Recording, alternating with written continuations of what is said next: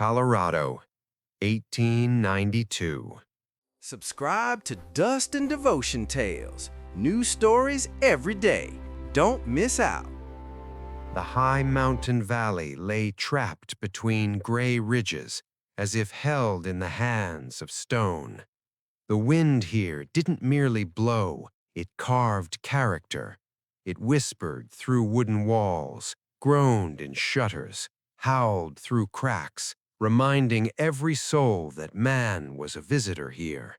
The mountains were the masters. The mountains forgot nothing. Daniel Harrow arrived in early spring, when snow still clung in ragged patches beneath the firs. He didn't say where he had come from. Nobody asked. People in the valley were used to those with pasts. What mattered was who you were now. He rented a room from an old blacksmith, then, after a month, moved to a crooked little cabin on the valley's edge. He worked silently, fixed fences, shod horses, helped drive cattle. He took less than offered, never haggled. And yet people knew. Daniel Harrow's name had once been whispered in saloons, not loudly, but with respect and caution. He was one of those who drew fast and rarely missed. 2 years ago, in the silver conflict, he had become the man hired when words failed. That night, everything went wrong. A crowd, screams, torches. Someone fired first. Nobody remembered who. Daniel reacted instinctively, without hesitation. The bullet went into the darkness. Then came silence. He still remembered that sound, not the shot, but the short, broken gasp. A boy, the son of one of the workers, 15. He had run from behind a wagon, unaware of the danger. The bullet found him. Since then, Daniel had hung his holster. It lay in a drawer under his bed, wrapped in an old cloth, like a relic from a life he no longer wanted to claim. Sometimes at night he woke with the phantom of his hand reaching for his hip. He would sit in the dark, listen to the wind, and tell himself that the gun was not fate. It was choice. The valley accepted him cautiously, grateful for labor, but without warmth. Men nodded, women watched quietly, children steered clear. They felt a silence too heavy for their age. Then a wagon rolled into the valley. It was midday, the sun high, dust rising from the wheels in a light golden haze. The horse was weary. The wagon was old but well kept. A woman held the reins with steady hands, though her posture betrayed the difficulty of the journey. Beside her sat a girl of 6, clutching a rag doll. Mary Callahan. By evening, the name was known. A widow, her husband had died the previous winter in a collapse.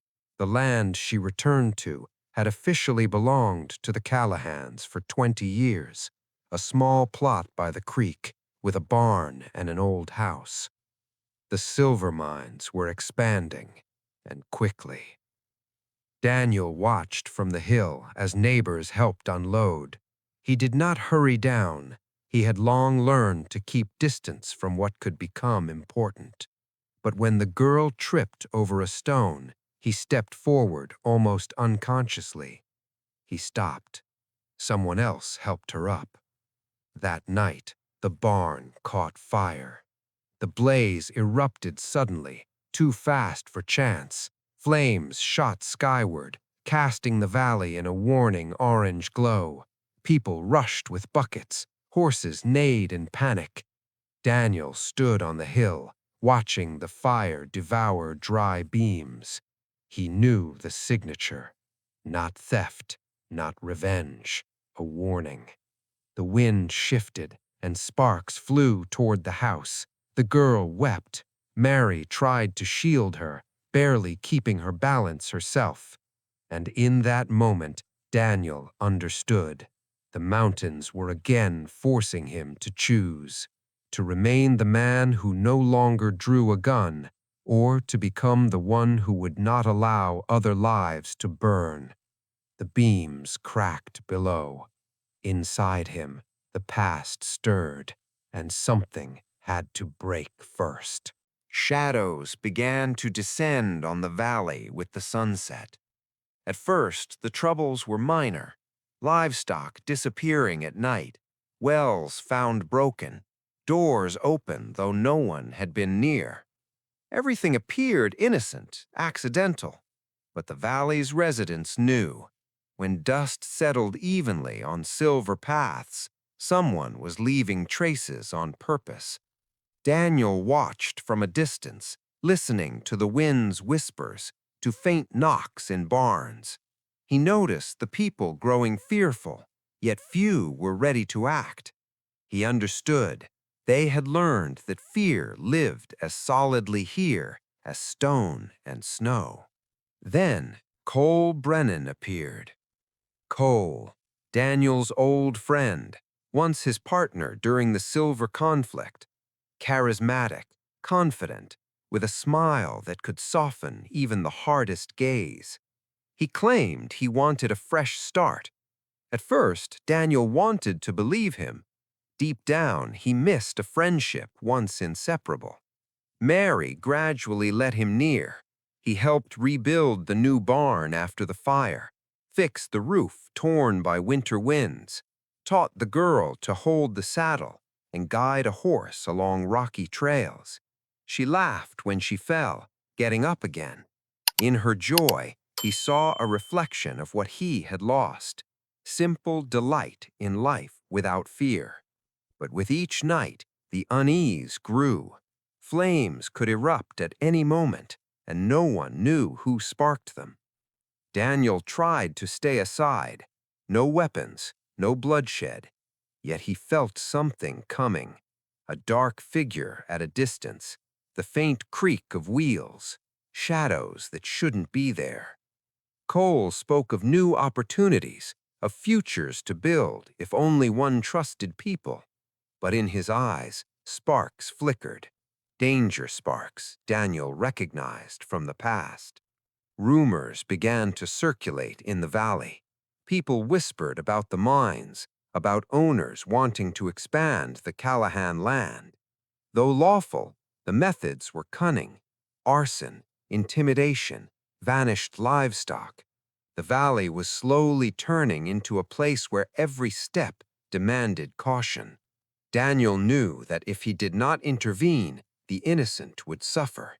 Mary trusted him. The girl looked to him with hope. And then he realized, sometimes being human meant standing, even when fear gnawed from within.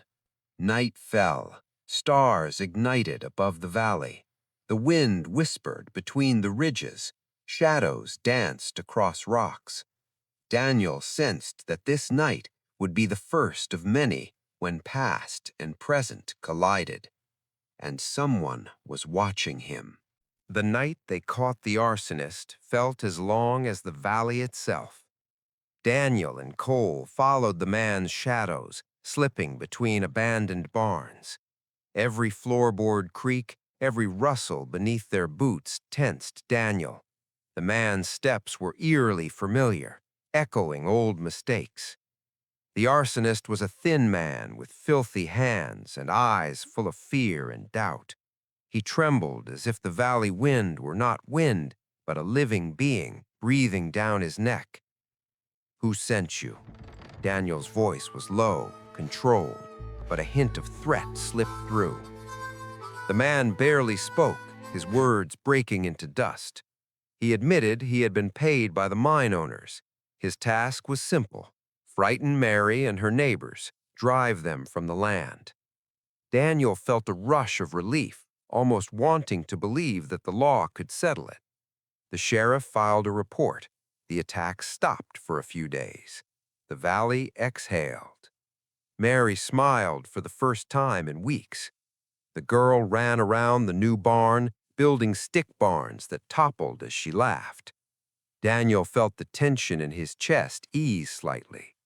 Hope was a rare guest in these parts, and he allowed himself to feel it. But the calm was deceptive. At dawn, Daniel noticed Cole leaving the mine manager's office at night. His actions were deliberate, too confident to be casual. What was he doing there? Fear seeped quietly into Daniel, like water through a crack in stone. The next day, the arsonist's confession disappeared. The sheriff blamed bureaucracy, insufficient evidence. Daniel watched Mary's fragile hope flicker again. He gradually understood that the game was arranged. Someone was carefully guiding his steps, using his past against him. And that someone was the one he trusted most, Cole. Fear became personal. Every move watched, every step could destroy the valley. Daniel could no longer be a bystander. He knew confrontation was inevitable. Night fell again, darker than before. The valley, full of shadows, felt alien. Every spark, every tree shadow on stone reminded him that peace here was fleeting. He descended to the barn, observed the shadows among silver hills, and realized it was time to act. The one who had once given him the power of the gun was trying to use it again, but Daniel would not relinquish it, even if the fight was not with bullets, but with seeing truth through lies. Betrayal revealed itself quietly, almost unnoticed, but hit harder than any gunshot. Cole stood across from Daniel in the cool morning light. His face was calm, yet beneath that calm lay a predatory certainty. "They're paying me to provoke you," he said. "They don't need a trial. They need a legend, the shooter who snaps. The valley will descend into chaos, land will cheapen, and everyone will watch you become the man no one wants to see again." Daniel felt his heart tighten. Memories of the boy he had accidentally killed in the previous conflict surfaced. Every word from Cole cut into the old wound. Anger rose within, hot and uncontrollable, mixing with fear for Mary and her daughter. He stepped forward and struck Cole, a light contact, but it carried the storm of emotions, disappointment, fury, fear for those he loved. Cole did not resist. In his eyes, a hollow void flickered, a reminder that greed had long destroyed his humanity. "Any shot from you is an excuse for interference. The valley will vanish," Cole said quietly. "Everything is calculated. Every step, every moment, every choice." Daniel stepped back, hand at his hip, not for the gun, but for control. Control over himself, over the situation, over not letting the past dictate the present. He circled Cole, smelling dampness and metal in the air. Thoughts raced. How to stop this game when the stakes were lives, when one wrong step could cost someone everything. Mary watched from afar, fear and hope reflected in her eyes, hope that Daniel could choose another path without resorting to gunfire. The girl clung tightly, her small eyes watching the man who had once been a stranger, now a protector. Daniel understood. Strength was not in firing first. Strength was in stopping, even when the world expected the opposite. He resolved. The next move would be calculated. He would not let Cole or the mine owners destroy the valley, but he would do it so no one would die. Every move a strategy, not rage. Night fell again. Shadows glided across barns, trees, hills. Daniel felt this night would mark a boundary. Now the choice was not just his. He bore responsibility for everyone who trusted him, who dared hope. He inhaled deeply and walked toward Mary's house to discuss the plan. The girl slept on her bed while her mother sat by the window, staring at the darkening horizon. "We must be careful," he said softly. "But we can stop this. We can save the valley." Mary nodded, sensing she was not alone. Someone was ready to act for her and her daughter. Daniel looked toward the mountains. They remembered everything, but now they saw a man choosing honor over rage. The town slept. Wind whispered between ridges, and shadows prepared for the final move that would decide the valley's fate. Cole pushed to extremes. He kidnapped the girl, hoping to force Daniel to shoot, giving the mines reason to expand and the valley to descend into chaos. The abandoned shaft greeted them with creaking boards, damp smells, and cold wind. Every movement echoed. Each step rang like an alarm. Daniel walked slowly, heart pounding, mind steady, focused. Cole held a revolver, expecting fear and fury to make Daniel the shooter he anticipated. Yet in the opponent's eyes, Daniel saw not hatred, only fear and the realization that greed had crushed all humanity. "I won't let you use me," Daniel said quietly. "Neither the girl nor the valley." He fired, not at the man, but at a support beam. The wood cracked, the shaft began to collapse, yet the narrow passage remained. Daniel quickly lifted the girl in his arms and led Cole toward the exit. Daylight burned their eyes as they emerged. The valley watched. Residents gathered safely, seeing two people emerge from the shadows. The mine owner's plan crumbled without a single death. Strength was not precision. Strength was the ability to stop when the world demanded blood. Daniel felt it deeply for the first time, relief flooding him. Cole was broken morally. His scheme failed. He understood that no money or deceit could regain control. Daniel rested a hand on his shoulder, showing power could protect, not destroy. Mary embraced her daughter, shedding tears of joy, unafraid for the future.